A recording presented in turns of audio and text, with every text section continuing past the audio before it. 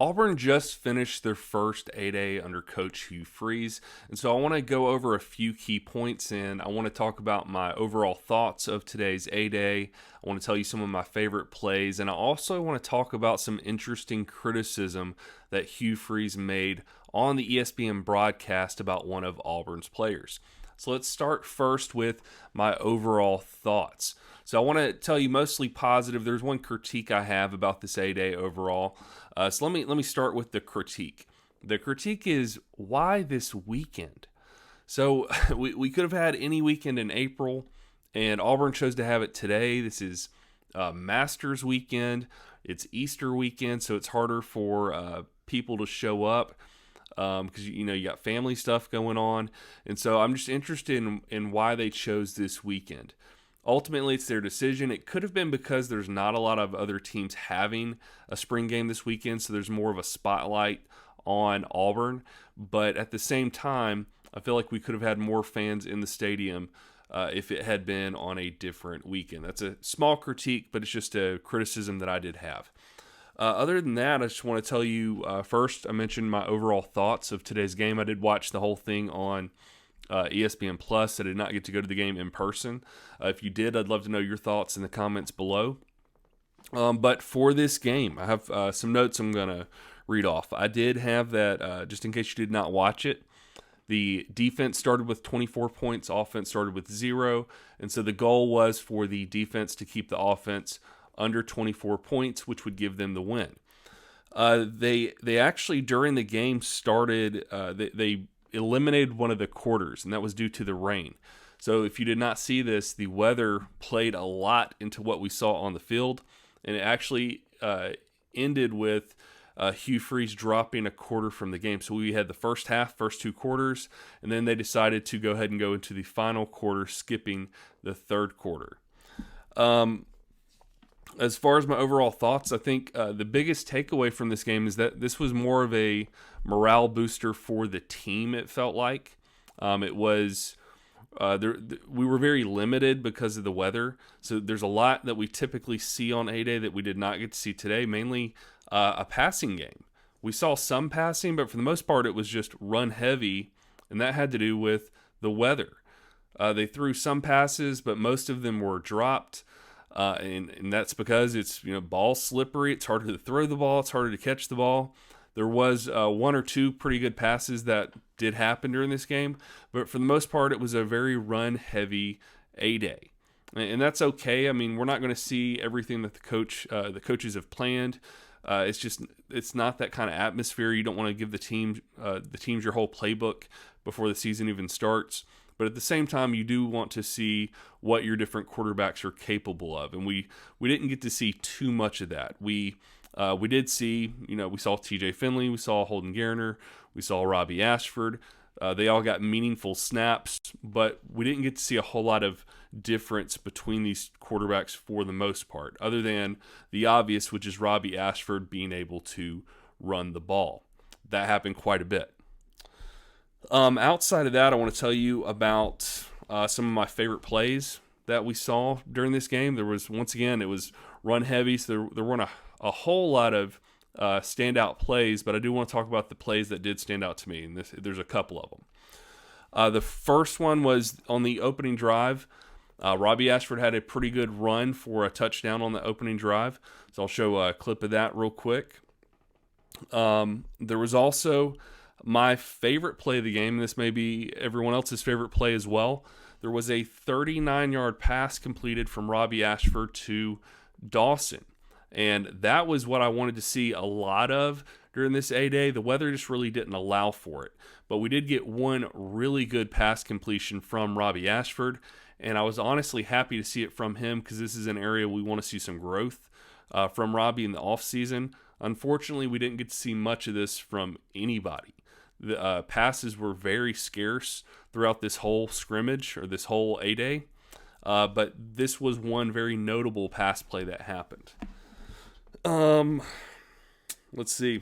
There was also on another drive, there's a pretty good run from Justin Jones for a touchdown, and right after that touchdown we actually had a 2-point conversion from Holden Garner. The interesting part about that series, or the end of that series, they were talking to Hugh Freeze when this was going on, and he saw that 2-point conversion, and that caused the score to go from 19 to 24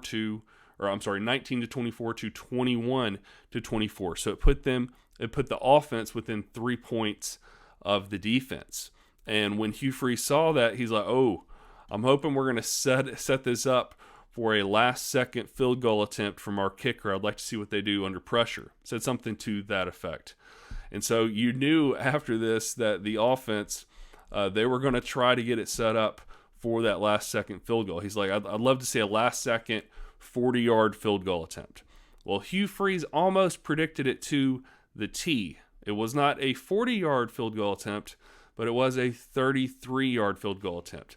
And kicker Alex McPherson was able to make that attempt, and he made it to tie the game 24 to 24. So when it was all said and done, the offense and the defense tied. I know people don't love ties, but at the same time, if you watch the players, you watch the coaches, this was really more of a feel-good game more than anything. When they were talking to Hugh after the game about some of the positive things that he saw, one thing that he took as a takeaway, he said that, he said everybody gets their food tonight, and that was in comments or in reference to the comments about the winner getting steak or something like that he made in a press conference. But the number one thing he noticed was the happiness that he saw from all the players. And some of the clips that were, some of the moments that I saw when I was watching this game, there was a lot of happiness on the sidelines. And that's good because we've had some lower morale on the team the past 2 years. And so this has been very much an area of need. We need some happiness, some hopefulness from our players, because that will translate on the field in the fall. So I think that was more than anything, morale was a very clear goal or a focus for Hugh Freeze for this A-Day. And I think it was not just happiness for the players. I think he also wanted to see some of that from for the fans as well. And I think the overall feeling from the fans is that it was a pretty happy day. It was a happy game. We didn't see it. It didn't feel as serious as past A-Days. That may be just my opinion. Probably what I picked up on is maybe serious is not the right word. I think more of what I picked up on, honestly, is we just couldn't run the types of plays we wanted to run. It was mostly, like I said, run heavy, very few passes, but it was what it was. And I think the coaches and the players made the most of it. Something else Hugh Freeze said.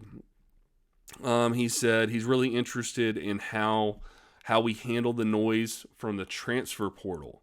So he knows that window is going to open up again in May, and he's very interested in how our players handle that noise when it starts up. I have a feeling the noise he's referring to is the noise around getting a quarterback from the transfer portal. Because, I've got bad news for him. That noise is already there. We're not waiting on it to happen in May. People are already talking about this. So this is not something that is going to happen in May. We're already speculating. Fans are speculating. Players are speculating because there's not that very clear vision of who our quarterback is going to be. And until we have that, we've got to almost think that somebody else must be out there, because right now we don't have a clear vision on who QB1 is at Auburn. He also mentioned going into the next few months. He said it's about time to turn it over to the strength staff, and that means they're going to be focused on strength and conditioning. He did make a comment that he was happy that they avoided any injury today. I don't think there were any injuries in today's game, which is a good thing. And he said they're focusing on strength staff, film and walkthroughs, but mostly just staying healthy in the offseason. And more than anything, he wants them to get bigger, faster, and stronger. And I think all that is fantastic. One thing I did not mention yet, I told you the last thing I was going to tell you some interesting comments that Hugh Freeze made regarding one of the players. And the player he was referencing when he made these interesting comments is TJ Finley. TJ Finley was in the game, and Hugh Freeze was talking to one of the ESPN reporters, and he made some comments that were very critical of TJ Finley. He said something to the reference of, there's no reason to force that into triple coverage, basically saying he should have known better than to force that ball up the middle into triple coverage. He should have gone to the outside. He could have made a better decision. And then he also criticized him on another play. There's another play where TJ Finley, I think he ran out of the pocket, and he said he should have stayed in the pocket on that one. He should have known better. There was no reason for TJ Finley to run out of the pocket. And so I just think it was interesting that he kind of singled out TJ Finley on that. I'm sure he's going to come back in a press conference later on and kind of clean that up, because people did pick up on this. At least I saw on Twitter and Facebook, people were making comments about what Hugh Freeze said about TJ Finley, because we did not really hear any critical comments about Holden or Robbie. Overall, I don't think we really learned a whole lot about our quarterback situation. I think it really is just status quo. Whatever you thought before A-Day should probably be basically the same after A-Day. I think it still looks like Robbie Ashford is QB1 as of today. Looks like Holden Garner is number 2 and TJ Finley is number 3. And to be honest, I will be shocked if TJ Finley does not transfer when that May window opens up. I will be very, very surprised if that does not happen. That's basically all I have regarding Auburn's A-Day. I'd love to hear if you went. Let me know what you thought in the comments below. If you have any comments about what you saw on the field, I'd love to hear from you in those comments as well. As always, please like the video, subscribe, and I will see you in the next one.